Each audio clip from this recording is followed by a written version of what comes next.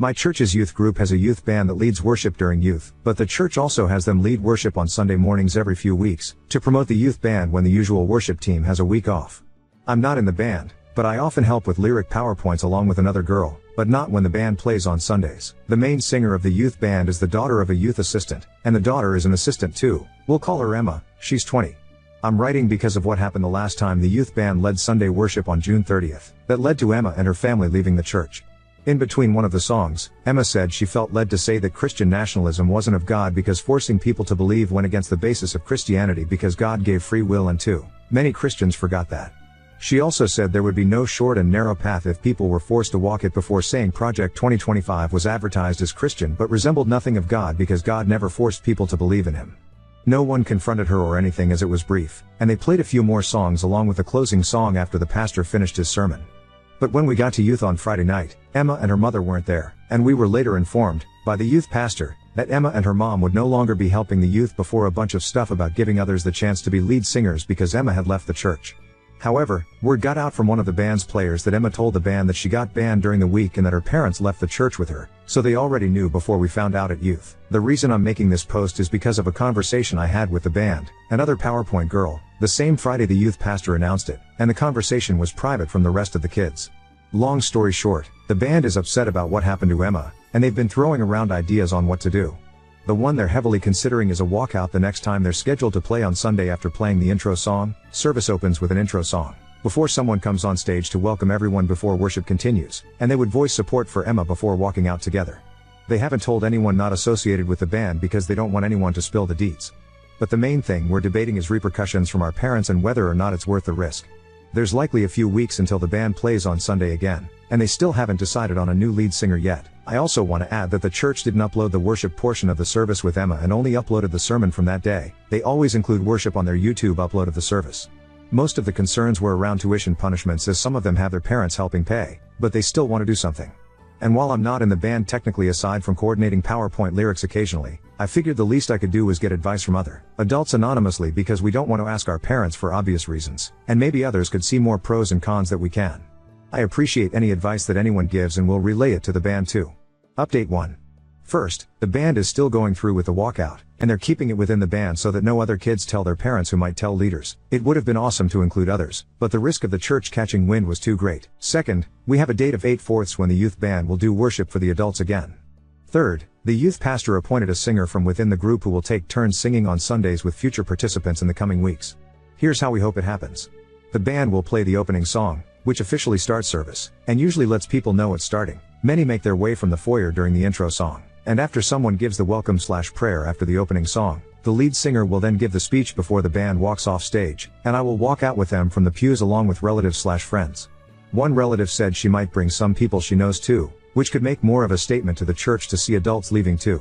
One of the relatives will also record the whole thing in case any parents don't react well to it, and I will update after it happens. If anyone has any further advice, it would be appreciated, and I'll bring it to the band. Most of the band, outside of 2 seniors, aren't old enough to vote this year, but this is a chance to stand up for what's right against something that is adamantly infusing itself into Christianity, Christian nationalism, and making Christianity lose all of its respect in our opinion. We don't expect change to happen in the church as a result of our walkout, but it's a small thing we can do to say we did our part when faced with it ourselves. Another commenter put it best when she asked if we'd be able to live with ourselves if we did nothing, and the answer has been no for us so far. I also want to add something I forgot to clarify in my first post. Emma didn't say what she did out of the blue. She had been vocal about the pastor talking politics for some time according to the band, and I've seen much of it too. However, a lot of people sent DMs disagreeing with the band's decision. So before I get into it, I want to give specifics of what the pastor has done. The pastor mentioned Trump from the pulpit numerous times, including the aftermath of the 2020 election, to voice discontent over the results. He has also celebrated Roe v. Wade's overturning from the pulpit, Pride Month during June, and even compared Trump's legal trial to how Jesus was persecuted leading up to his crucifixion. Things that have no place being vented about from the pulpit, and this has happened over the course of a few years. I received a few DMs in the aftermath of my first post, and some were encouraging while others not so much. A few people, who said they were Christians, said that Emma was wrong to use the microphone to hijack the service with her words because she should have talked to the pastor first while calling her actions immature. However, when I showed the band the advice from my posts, I also told them about the DMs, and they said that Emma spoke to a leader about the pastor's political sermons in the past. but nothing came from it as he continued to speak politics from the pulpit frequently. Some people also said that our walkout wasn't godly because we, like Emma, would be hijacking the service for a publicity stunt when church was supposed to be about God. Some people called us immature among harsher things. But we disagree for two reasons. First, who is supposed to call out the misuse of the pulpit if not people who attend the same church where it's misused? Few DMs said to do nothing and pray for God to change the pastor's heart, but he's been doing this for years. And second, the Bible gives guidance on how to call out improper behavior in the church in Matthew 18:15-17. Emma has already talked to a leader one-on-one, and the band has voiced displeasure about Emma's ban to the youth pastor, only for him to disagree and say that Emma was out of line. Regarding the part about tell it to the church, I suppose the how might be up to interpretation. Maybe telling the church means telling a church leader instead of the congregation on stage. But Emma and the band have talked to various leaders, including an elder too, aside of our youth leader, only for years of political rants from the pulpit to continue. When Jesus flipped tables in Matthew 21:12, we believe he did it because people were using the temple to sell things that had nothing to do with God, and we believe that politics falls into the same boat. Someone commented a link in the comments of my first post that I never saw. But I showed the band, and we couldn't agree with it more. Pastor Lauren Livingston talked about the role of politics in the church and how politics shouldn't be combined with Christianity, and I'll leave the link here. I still plan to speak with my parents ahead of 8/4, and I'll share the write-up the band is working on really soon. I really appreciate everyone who commented too. Lastly, I want to clarify that the walkout is the band's decision entirely. I am not a member of the band, I just do PowerPoint lyrics during youth, and I'm not even in the band's group chat with Emma. Update 2. The band decided not go through with the walkout, and Emma was a big reason why. The band told me that Emma spoke to them a few days before 8/4 after she spoke to another bandmate who voiced concern. The girl who spoke to Emma was 15 and confided in her about physical abuse fears from her parents, and Emma spoke to the band on behalf of those fears. Emma also referenced some of the fears that the senior bandmates had about losing tuition support and told them that it wasn't worth risking their futures. Emma, unlike the band, had a full-time job to support herself, but some of the band was still tied to their parents for years. She pretty much told them to go with their gut if they had fears about repercussions from their parents, as the 15-year-old girl had, and the senior who feared losing tuition said that his parents threatened him with it in the past about something else, which is why he thought of it. I wasn't present when the band spoke to Emma because I'm not a member of the band. I only do PowerPoint lyrics and they tell me what songs before youth group, but they told me and the other PowerPoint girl afterward. So instead of playing on August 4th, the band collectively, and privately, resigned to the youth pastor at youth group the Friday before 8/4, and none of them played on August 4th. They also told their parents that they would before doing so, and a few of the bandmates said they were never forced to join the youth band by their parents. They simply volunteered. But that didn't mean they weren't going to say anything about Emma's treatment. They just wanted to in a safer environment that wouldn't risk embarrassing their parents in front of the congregation, which could cost them privileges instead. They decided to share their write-up with Emma, who was planning on posting her own explanation of her ban from the church. Emma posted her explanation along with the band's write-up to her socials on August 4th regarding why the band collectively resigned, and a few bandmates decided to repost it on their socials. Emma also tagged the church's social in her post and believed that the walkout would do more harm to the band than good, so the social media route was a slightly better alternative. Not as many people will see it, but we believe potential rumors and gossip might do their thing. A few of the bandmates also told their parents that they would no longer attend that specific church. And while a few of them argued with their parents, perhaps it was less than the would have been backlash of embarrassing them with a church walkout. The 15-year-old girl ended up attending church on August 4th, but the seniors didn't, although they ended up returning the following Sunday. None of them, including myself, have attended youth group since the Friday right before 8/4, and I didn't attend on August 4th either. Two unexpected things also happened. I received a DM from someone who said that they were from a Christian news outlet, and while I never heard of their outlet before, they asked permission to share the band's story in one of their newsletters anonymously, not including the band's names or the churches, and the band said they'll pray on it and weigh the decision. Additionally, a pastor reached out in DMs and said that he was encouraged by their story. He also said that pastors were supposed to hold each other accountable and asked for the name of the church so that he could reach out pastor to talk, but Emma and the band are undecided on this at the moment. They said they're going to pray on it along with how it's important to make sure it's a real pastor and that no harm will come to the church, and I told the pastor that I'll get back to him. Emma also told the band that her parents haven't talked to her much since her church statements, and that's because of arguments that they had. Some people thought that Emma's parents left the church in support of their daughter getting banned, but that wasn't the case. Her parents were banned too, and Emma said they didn't appreciate being blindsided by Emma's statement and received some backlash for them. Emma still stands by everything she said, but they aren't talking at the moment. The last thing I'll say is about me and how I feel about everything, and I'll leave the band statement from Emma's post afterward.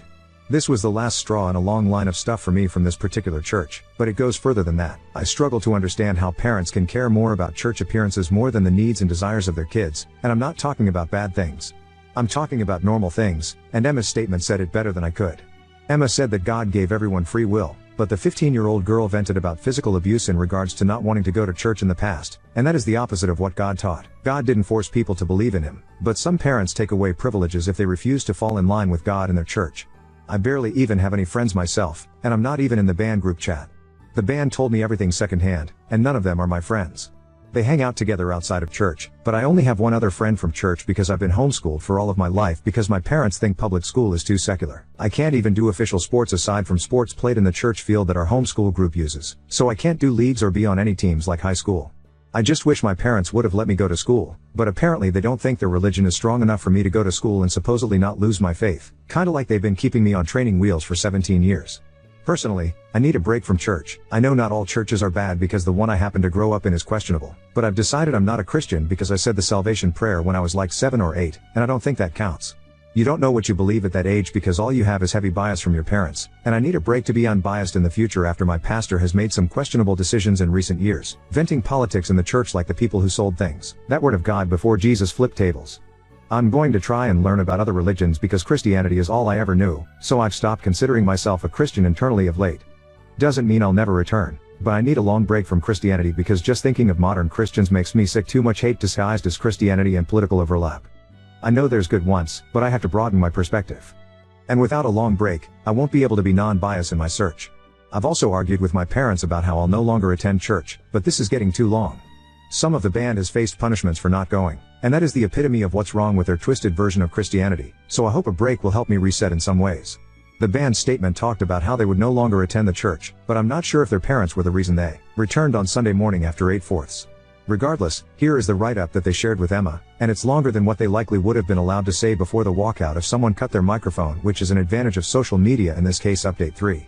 Something has been bugging me recently that I need to get off my chest, and I will at the end. I have not attended church in a few weeks, and I hope I never do again. My parents aren't thrilled, and we've talked about it. They haven't forced me to come, but this situation was the last straw for me. Since my previous update, one of the senior bandmates called to see how I was, and he gave an update on what's been happening since Emma's post that featured their statement. The senior who called me, John will say, has started community college. The other senior whose parents threatened to withdraw tuition has not. That senior was punished for quitting the band. The senior who called me was not. The 15-year-old girl who replaced Emma as the lead singer was forced to return to church by her parents along with another boy who was in the band too. Emma remained in contact with the band after the post, and he briefed me on what's been happening with her. Emma encouraged the two seniors to find a new church. The senior who was punished said he wasn't interested and only attended church because his parents forced him for much of his life. He also said he wouldn't attend church in the future because he wasn't ever really religious to begin with. The senior who called me, and wrote most of the statement, said he was tired of church hypocrisy and that the situation made him never want to attend church again, instead opting to practice privately on his own. Emma was sad that the situation soured their opinion of church, but she was also not looking for a new church to take time to find herself. When John asked if I would look for a new church, I told him no, but wasn't too specific other than saying I was tired. I'm going to be more specific here because some things have really been bothering me. A lot of comments said that we gave them hope for future generations of Christianity. But just reading that pissed me off personally, and I'm gonna be more blunt than my previous posts. Personally, I hate modern Christianity in this country. I know it's not God's fault that many Christians are so hateful these days.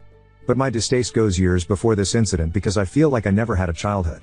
I'm fucking homeschooled for all my life because my parents think public school is too secular.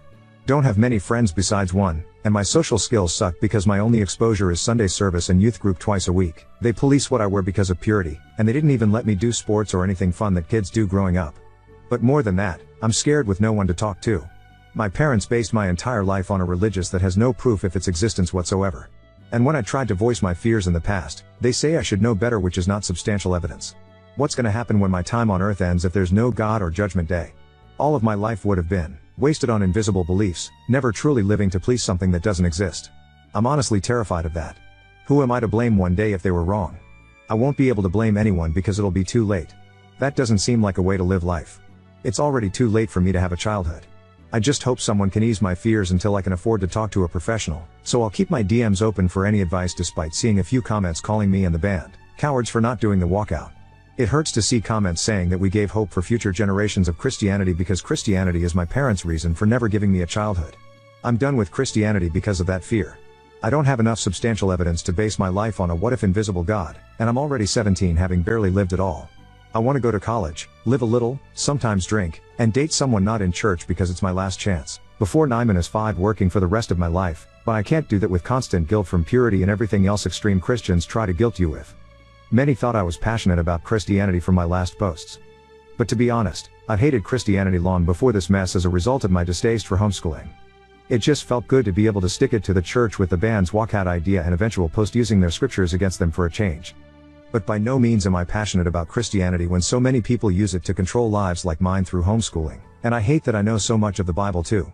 And when you add how hateful and politically infused it has become in recent years, I want nothing to do with it because I don't want to be associated with it. Now on to second story. Fiancé got furious over a prenup joke after admitting to baby trapping me when drunk, and now he's trying everything to win me back. I, 23F, made a post a couple days ago on here talking about a joke my fiancé made at Thanksgiving which concerned me. That post got taken down, locked. This is a repost/update.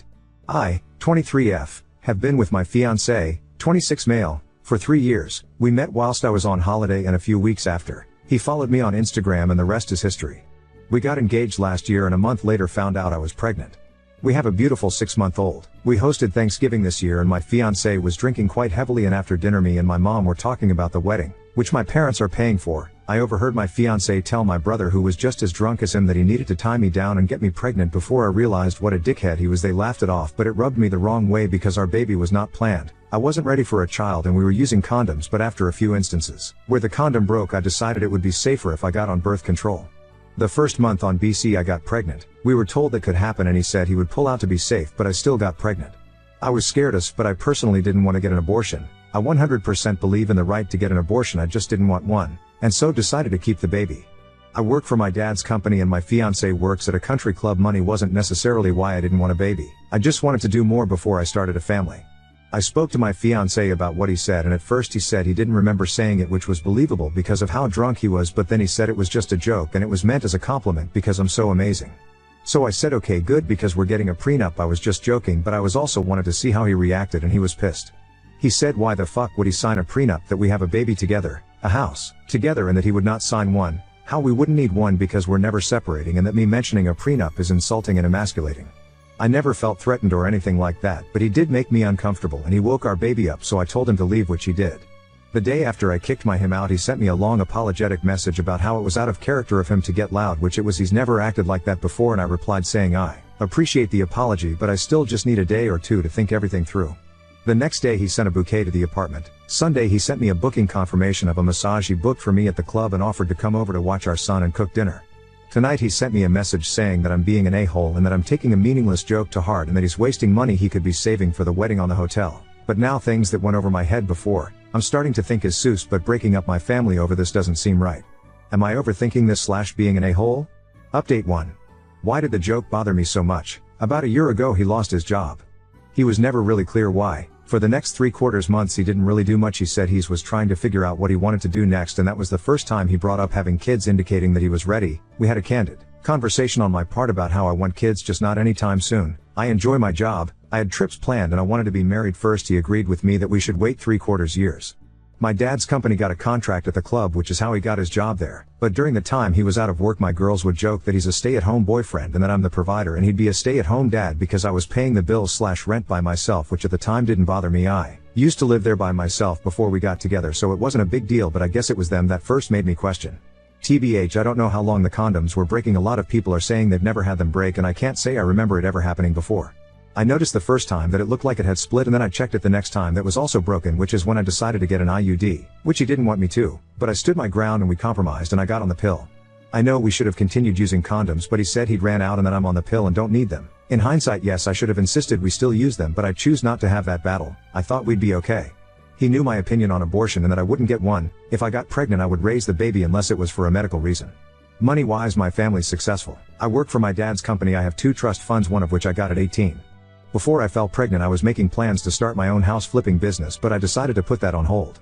I still work from home on flexible hours, but he said once we're married he wants me to stop working so I can focus on our kids and that he'll support us, but I've never really liked that idea, mainly because, although I've never had to worry about money, my parents always taught us the importance of financial stability, and my mom's always said to never be financially dependent on anyone. Plus my fiancé's current salary I'm not sure would cover all of our expenses. The only reason why I haven't told my dad is because they have a good relationship and I don't want to blow everything up over an overreaction on my part. Update 2. Yesterday we had a conversation about where I was at, but he said he couldn't go back to the hotel because they kicked him out for smoking in the room. He stopped smoking while I was pregnant, but he said I was stressing him out, so he had to stay at the apartment. While I was up to one of my girls in the bedroom, he came in and took the phone off me and told me to come and eat. While we was eating, he said that he understood what I said and that things need to change for us to move forward. He then proceeded to list all the things I needed to do to make things better. His tone the whole conversation was just making me uneasy. I texted my dad saying that he was making me uncomfortable when he wasn't looking. I went to check on the baby, and when I came back I saw him take my keys out my purse but didn't say anything. He took my silence as agreement to everything he said and went to bed, instead of the couch like we had agreed. Like everything was normal, I stayed in the living room and my dad, bless him, drove 6 hours to come and get us. My dad got to the apartment around 5 this morning while my fiancé was still sleeping and we left. Me and my son are at my parents' house now. My fiancé's been blowing up my phone since this morning. I sent a text to him as we were driving off saying he wasn't respecting the fact that I needed space and time to just figure everything out, so he could stay in the apartment and I'll stay at my parents'. We haven't officially broken up or called the wedding off. My parents, who've paid for it, have said that they don't care if I want to call it off, but I feel bad. But I just want to say thank you to everyone who replied to my original post and private messaged me. I didn't think people would care about me.